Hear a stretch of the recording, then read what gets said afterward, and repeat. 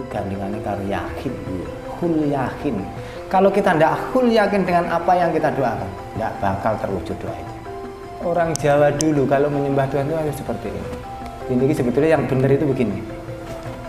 Begini sebenarnya. Cekelen atimu, tutupen kupingmu. Nyapa kok dicekel atimu? Ben aja mloya-mlayu. Lek mloya-mlayu dongamu ora bakal teko. Sakderenge nglajengaken mirsani video sakjangkepipun, kula aturi kapurih nutul tombol subscribe supados boten ketinggalan video salajengipun. Kagem kemanfaatan video menika, monggo dipun like, komen, lan ugi share. Mugi panjenengan sedaya pinaringan seger waras, bejo donya bejo akhirat, rahayu rahayu rahayu sagung dumadi.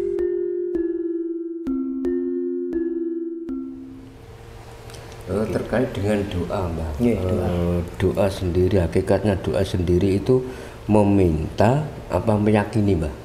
Kalau doa, Ya. kalau saya itu juga tidak menyuruh dan tidak mongkon, tidak melarang. Doa monggo, terserah panjenengan mau doa pakai bahasa apa, semuanya akan tetap sampai ke sana. Doa itu harus diyakini, harus. Tanpa diyakini doa kita terkabul, ya tidak akan terkabul. Karena memang kunci utamanya adalah keyakinan. Berarti yakin doa itu bakal terkabul gitu, Iya, Pak ya? pasti. Cuma tunggu. Pasti sampai. Bukan meminta ya, Mbak. Ya enggak, ngapa kita harus minta? Kita meyakini doa kita akan terkabul. Tinggal tunggu kapan waktunya. Iya. Bagaimana, Mbak, agar setiap doa yang kita yakini itu bisa terwujud dan dikabulkan oleh Tuhan? Soalnya kan banyak orang itu yang ahli doa tapi stagnan hidupnya, ini jalan di tempat. Nah, itu bagaimana untuk agar doa kita bisa terwujud? Bisa terkabul gitu ya, doa kita terkabul. Begini Kak Mas, itu kembali ke keyakinan. Iya. Karena Tuhan itu tidak pernah memandang kalian itu berbaju apa, berbangsa apa, bersuku apa. Yang dibutuhkan Tuhan itu bagaimana kalian tuh yakin dengan apa permintaan kalian akan tercapai. Jadi kalau doa itu nyapa toko ndak terwujud doanya, aku yakin. Karena tidak sungguh-sungguh. Karena sungguh-sungguh itu gandingannya karo yakin. Hul yakin. Kalau kita tidak hul yakin dengan apa yang kita doakan, tidak bakal terwujud doa itu. Tidak bakal terwujud. Apa neh sepisan jaluk ra dikei mandek. Pindho ra dikei mandek ya sudah nggak bakal. Terus demo ngoten. Nah, demo. Saiki demone apa? Minyak goreng. Kalau kita nggak antri ke subuh ya nggak dapet. Jadi doa itu Mas, intinya ojo waleh-waleh doa. Dan yakinlah doa itu suatu saat akan terkabul. Tinggal tunggu waktu, pasti terkabul. Tinggal tunggu waktu, pasti terkabul. Tunggu waktu. Dan doa landasannya harus hul yakin, harus yakin. Yakin bahwa doa itu Tuhan mendengarkan doa saya dan akan mengabulkan. Tanpa diiringi dengan rasa yakin, nggak akan bisa terkabul. Ini doa. Itu yang paling penting dan harus digarisbawahi doa kita. Nggih, Mbah. Mbah, pada hakikatnya itu kita itu sebenarnya perlu berdoa enggak, Mbah? Perlu. Masalahnya kan kita sudah diberi kenikmatan, semuanya lah dari Tuhan. Nah, itu pada hakikatnya kita tetap perlu berdoa. Perlu berdoa. Yang pertama doa itu apa yang harus kita panjatkan? Doa yang dipanjatkan itu terima kasih Tuhan. Oh, wujud syukur, Mbah. Wujud syukur. Jadi terima kasih Tuhan. Jadi apa yang pernah selama ini kita nikmati itu diterima kasih dulu. Ada kurang lebihnya kita meyakini, kita selalu berdoa akan ditambahi dan dikabulkan. Jadi kalau masalah doa sebenarnya nggak usah harus pakai bahasa Inggris, bahasa Jerman, bahasa Arab, nggak usah. Sesuai apa yang jenengan paham doa itu sendiri. Jenengan bahasa Jawa paseh, karena notabene orang Jawa bahasa Inggris nomor 5. Karena bahasa Inggris kita yang jelas tidak paseh. Artinya mbuh piye aku ora paham. Jadi kalau saya sendiri gitu Mbah, kadang-kadang itu merasa malu mau berdoa, Mbah. Masalahnya juga itu tadi, wis diparingi sembarang kalir, tinggal menikmati, wis nrimo apa jare Gusti. Lha niku kadang nggih ada perasaan malu mau berdoa. Wajar. Sebagai orang Jawa yang mempunyai rasa malu tinggi itu wajar, karena memang itulah aslinya wong Jawa yang mempunyai rasa malu. Orang kalau sudah kehilangan rasa malu, waduh, Nggih. wis enggak karu-karuan. Syukur panjenengan masih punya rasa malu. Malu dengan Sang Pencipta. Maling bagaimanapun Tuhan itu tetap akan mengabulkan doa kita. Tetap, tinggal tunggu Pasti waktu kapan. ya. Pasti akan mengabulkan. Tunggu waktu. Yang penting yakin dan yakin bahwa doa kita akan terkabul. Jangan pernah malu, karena Tuhan membuka pintu seluas-luasnya bagi umatnya untuk selalu berdoa. Tuhan akan mengabulkan. Lek ra teko saiki ya sesuk, ra teko sesuk iso ben. Diyakini saja. Yakin. Nggih, karena notabene sekarang kan harus antri. Apapun itu. Sama doa kita juga harus ngantri. Sama. Nah, itu apa tergantung apa ya? Perilaku kita juga ya, Mbak ya. Ya jelas. Jelas Kang Mas. Tuhan pasti akan menilai apa yang kita lakukan sehari-hari. Kan yang perlu kita ingat dan garis bawahi, hidup itu harus pakai perantara. Ini yang harus digaris bawahi. Orang hidup itu nggak bisa nggak pakai perantara. Sedangkan Nabi Muhammad dulu dipanggil ke Sabtu 7, perantaranya siapa? Jibril. Gitu. Jadi orang hidup itu jangan lupa harus pakai perantara. Kalau tidak pakai perantara, nonsen bisa hidup. Jadi kalau ingin kita maju, kita harus pakai perantara. Ya bertawasul gitu ya, Mbak ya. Ya jelas gitu, jelas. Kalau orang Jawa dulu juga begitu ya. Sama. Jadi apa? Dengan lantaran leluhur ya, Mbak ya. Nggih, jelas itu.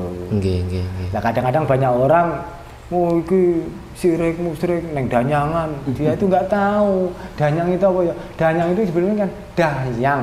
Dayang yang katakanlah babat desa itu. Dan itu kan ibaratnya kan leluhur kita. Jadi dibilang musyrik, seandainya kirim terus biyen niku nang Slametan, nang gone Sentono, nang gone Danyang, itu enggak, bagi saya enggak musyrik, enggak. Karena kita wujud syukur dan mengenang beliau yang sudah jerih payah babat desa seperti ini dan menjadikan desa kita seperti ini jadinya.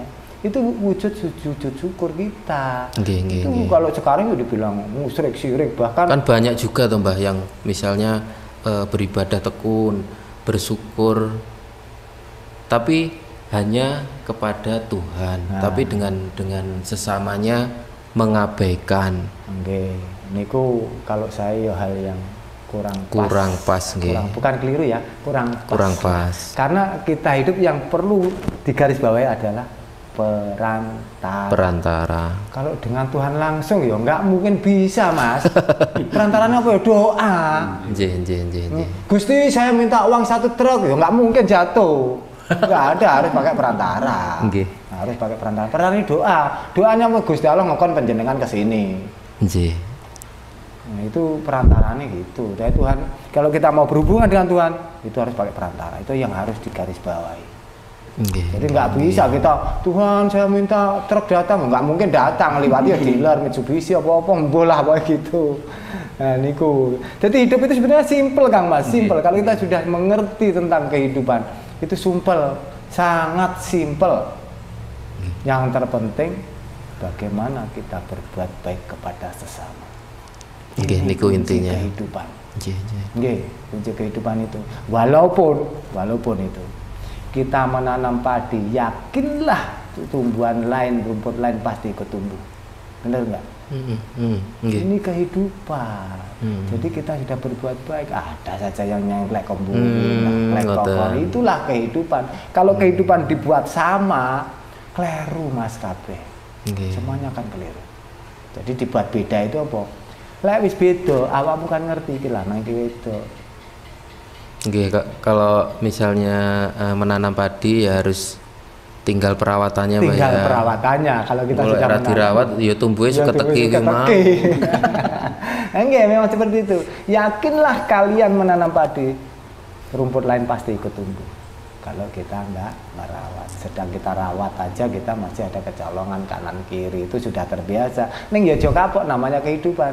Karena sukses itu perlu proses. Oh nggih. Ini loh yang jadi hal-hal sepele seperti ini banyak orang yang mengabaikan. Banyak orang mengabaikan, apalagi anak-anak yang sekarang ini yang kita itu notabene dididik dengan bangsa barat yang notabene wis hayu jadi kadang lupa dengan asal Nggih, dari kecil sudah dicekoki Mbah ya, budaya-budaya yang notabene kurang luar. Nah ini jadi aku berharap penonton di luar sana dengan channel yang ada di sini mudah-mudahan bisa tercerahkan semuanya, bisa kembali menjunjung tinggi harkat martabat suku Jawa ini, bisa mendunia. Ini yang aku harapkan dari Mbah ngapunten, tadi panjenengan menyampaikan danyang Mbah ya. Danyang itu sebenarnya manusia juga. Manusia. Jadi yang babat awal dengan danyang itu sama saja. Iya, sama. Jadi danyang itu sebenarnya yang membabat ini. Itu yang secara umum ya. Kalau saya tidak bicara mistis lah ya. Ini sih kalau mistis nanti susah dibuktikan. Jadi orang yang penonton di luar sana juga bingung nanti. Ini yang secara umum, danyang itu adalah orang yang membabat desa itu. Dan biasanya matinya juga dikubur di daerah situ, ditandai dengan pohon besar. Yang dipundenkan ya, itu biasanya. Dipunden. Nah jenenge ya punden. Punden itu berarti memundi. Mundi. Jadi apa mundi-mundi itu? Junjung tinggi. Aku tetap mengenang. Terima kasih Mbah. Sing pernah babat sing biyen. Tanpa sampan babat mungkin tidak seperti ini saat ini. Terima kasih. Bukan sirik, bukan musyrik. Itu tondo matur nuwun. Kalau yang dihubungkan dengan makhluk halus seperti itu Mbah.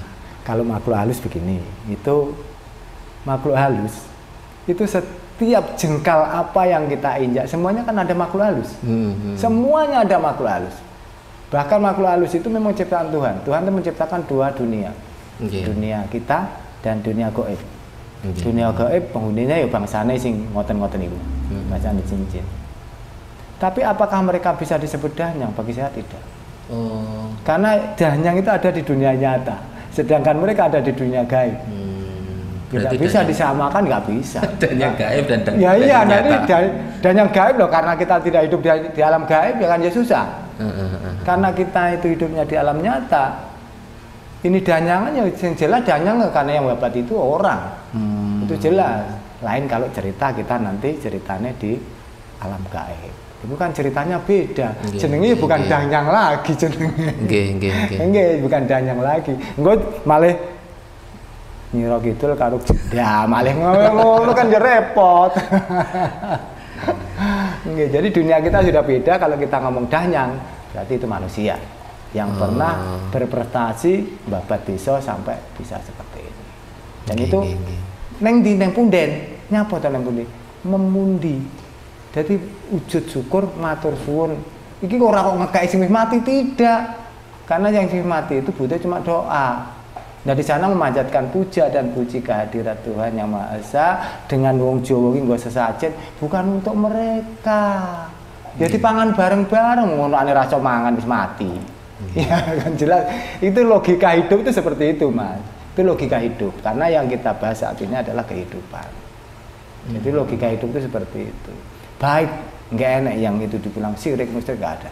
Itu cuma bahasa yang untuk melemahkan budaya kita yang intinya sudah kromo inggil, sopan santun dan lain-lain benar. Sudah berbudi luhur. Jadi kita sengaja memang dilemahkan. Bennya apa? Mulai lemah, akhirnya lemah, kekurangan, lagi kurang akhirnya bentrok, penak dipecah belah. Kita akan kehilangan budaya. Kalau bangsa sudah kehilangan budaya, hancurlah sebuah bangsa. Ini sing jelas. Oh, ini terkait dengan menyembah kepada Gusti, kepada Tuhan. Bagaimana orang Jawa itu untuk menyembah kepada Tuhan? Caranya seperti apa kalau orang Jawa? Kalau kita sebagai orang Jawa menyembah Tuhan, kita sebagai orang Jawa lagi, Nyapa kok harus begini? Gitu. Orang Jawa dulu kalau menyembah Tuhan itu harus seperti ini. Harus seperti ini. Jadi ini sebetulnya begini sebetulnya. Ini sebetulnya yang benar itu begini. Begini sebenarnya. Cekelan atimu, tutupan kupingmu. Nyapa kok dicekel atine? Ben aja mloya mlayu. Lek mloya mlayu dongamu ora bakal teko.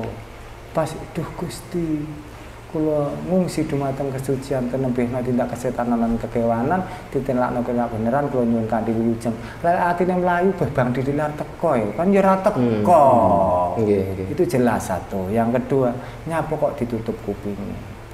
Wong kalau ditutup kupingnya otomatis kan ora krungu apa-apa nggih. Jadi kita itu pas katakan Allahu Akbar, katakan hal lain ngaten Allahu Akbar itu kan harus cekelan hatimu tutupkan kupingmu kan begitu ya. Asline ngono kuwi cuma beda bahasa ngoten ae. Dadi lek arep mantep neng kersane Gusti tutupan kupingmu cekelan hatimu. Ben piye iso mening ciptane iso berhubungan rasa karo Gustine. Karena Gusti iki manggone neng ndi neng meninge cipta. Neng di alam semesta itu sebetulnya kan ada di Diri kita sendiri. Yang kita tayangkan hari-hari ini kan alam yang kecil. Alam yang besar kan ada di sahabat kita ini. Jadi banyak orang yang keliru. Rusia itu jauh, Ukraina jauh. Tidak. Kita bayangkan jadi teko. Ada yang di teng sanubarine kita. Dadi lek awak dhewe madhep mantep neng kersane Gusti. Cekelan atimu, tutupan kupingmu. Ojo pisan-pisan jenengan itu berdoa. Buka moto, sebabnya apa lek buka moto? Wah sikile rayapen. Kudune kathah. Kayak sing pake ketara ya ora mening, makane cekel kupinge tutup matane bayangne apa? Bonggol grono. Iki bonggol grono iki. Ora kok pucuke grono. Lek pucuke grono, lek pucuke grono jenengan kero, Mas. Lah piye lek mandang? Wong awake dhewe merem wong mandang pucuke grono kan kero sampean gitu. Dadi lek arep nyembah ning kersane Gusti pisan neh cekelen atimu, tutupan kupingmu, tutupan matamu. Pandang nang ceta ning bonggol grono. Maksudnya angen-angene sampean iki deleh bonggol grono kene. Dadi mening ciptane cet manunggaling kawula lan Gusti. Maksudnya ora kok manunggal mergo dadi siji tidak, sambung rasa dongane teko dimirengne sing kuwasa. Niki carane Mas. Arep madhep ngetan ngidul ngalor ora masalah sesuai keyakinane panjenengan. Lah lek aku arep madhep ngulon pas eneng sesuatu yang ndak enak piye? Ya aku harus menyingkur yang tidak enak. Menyingkurnya apa? Yang indah. Karena kenapa? Dengan keindahan aroma yang baik kita mening cipta cepat bisa sinkronisasi dengan suasana. Niki lho carane. Nyuwun itu memang ada caranya dan itu memang sudah diatur walaupun diaturnya tidak secara tertulis ning gone wong Jawa. Tapi ini sudah dilakoni mbah-mbah mbiyen alhamdulillah dongane ya bodho kabeh. Niki lho Mas. Jadi banyak orang yang tidak tahu bagaimana caranya. Sebetulnya kan sama juga sembahyang. Kita nyapa juga harus begini, harus sujud, harus itu. Sebetulnya sama. Sama sebenarnya. Kita awak dhewe manggone nang bumi. Yang kita makan juga hasil bumi. Kita kalau sudah memandang langit kata itu jangan lupa bumi. Kan ngoten toh? Jadikanlah musik itu adalah pembelajaran untuk kita ibadah hidup. Karena musik itu selain kita bisa menggoyang-goyangkan begini, itu harus menggoyangkan hati kita juga. Karena di dalam musik itu adalah makna dan guru besar kalau kita bisa menelaah. Jangan terlalu besar, jangan. Terlalu kecil, jangan. Hidup itu yang sedang-sedang. Kita Betty Pera kan ngaten toh. Itu sebenarnya musik yang diterjemahkan oleh Betty Pera biar orang itu bisa mencerna intine iki wong iki urip iki kudu mapah gedang. Niku lho Kang Mas. Tapi banyak juga Mbah yang khususnya kejawen yang sembahyang menghadap ke timur Mbah. Ada. Lah niku pripun, Mbah? Ngeten. Timur itu pemahaman yang teman-teman lakukan karena matahari terbit dari timur. Jadi itu diyakini oleh teman-teman kita itu adalah awal kehidupan. Oh, nggih. Awal kehidupan. Jadi karena kehidupan itu muncul matahari dari timur, dia menyembahnya ke timur. Tidak masalah. Tidak masalah. Tujuannya pun juga ke Tuhan. Cuma jalannya yang berbeda. Iya. Tuhan itu cuma satu, tidak ada duanya. Jadi apapun medianya, apapun jalannya itu tetap minta kepada Tuhan. Jadi tidak ada lain. Mbak, ini terkait dengan hakikat manunggaling dengan Gusti, dengan Tuhan. Apakah orang yang sudah meninggal terus jasadnya masih utuh dan mengeluarkan bau wangi itu sudah bisa dikatakan bahwa orang yang sudah meninggal itu sudah menunggal dengan Tuhan? Terus ciri-ciri orang yang dikatakan manunggal dengan Tuhan itu seperti apa? Betul ya? Monggo saged dijelaskan. Ngeten. Kalau manunggaling kawulalan Gusti, niki sebenarnya yang dikatakan manunggal itu kita tidak bisa terlihat. Kita tidak bisa melihat apakah kawulalan Gusti itu bisa manunggal. Itu kita nggak bisa melihat. Yang bisa kita lihat adalah perjalanan hidupnya, akhlaknya. Akhlaknya benar enggak sesuai apa yang seperti Tuhan inginkan. Tuhan kan menginginkan bahwa umatnya semua itu harus saling sayang menyayangi, harus saling berangkulan. Intinya harus bersatu padu, saling mengayomi dan lain sebagainya. Sebelum orang itu bisa melakukan itu, tidak ada yang dibilang manunggaling kawulalan Gusti. Karena yang bisa manunggaling kawulalan Gusti itu tidak bisa akan kita lihat dengan siapapun, mata telanjang, lensa dan lain-lain tidak bisa. Karena itu namanya goib. Goib itu nggak bisa dilihat dengan apapun. Jadi yang kita lihat secara nyata, logik itu adalah tingkah lakunya manusia itu sendiri. Kalau soal mayat yang masih utuh dan mengeluarkan wangi, apakah dia manunggaling kawula dan Gusti? Saya bilang tidak. Itu tidak ada hubungannya dengan manunggaling kawula Gusti. Karena manunggaling kawula Gusti itu diwejawantahkan dengan bagaimana orang itu melakukan diri dan meletakkan dirinya sendiri sesuai dengan keinginan Tuhan. Apa keinginan Tuhan? Kalian harus berbagi dan berbuat baik kepada sesama. Ini yang harus kita lihat. Kalau orang bilang aku wis manunggal kalau Gusti, kita bisa bagaimana membuktikannya tanpa kalian itu bisa berbuat baik. Jadi kalau manunggaling kawulalan Gusti itu yang dimanunggalkan adalah doa. Jadi doa tersampai, doa diterima dan dikabulkan, itu manunggaling kawulalan Gusti. Kalau masih jasad masih utuh, itu adalah ada keajaiban Tuhan. Jadi bukan karena manunggaling kawulalan Gusti, tapi bukan, itu adalah keajaiban Tuhan. Namanya manusia kan juga berbeda-beda. Kadang daya tahan tubuhnya mungkin bisa lama, ada yang cepat dan sebagainya. Jadi kalau saya manunggaling kawulalan Gusti itu bisa dilihat dari perilakunya sehari-hari. Itu bisa dikatakan kalau memang itu sesuai dengan kehendak Tuhan. Kehendak Tuhan kan cuma satu, bagaimana kamu bisa berbuat baik kepada sesama. Kalau itu tidak bisa berbuat baik kepada sesama, siapa bilang kamu manunggaling kawulalan Gusti? Boten. Kawulalan Gusti itu cuma biasa. Jadi yang tahu biarlah kita sendiri sama Tuhan. Pribadi sendiri ya Mbak ya.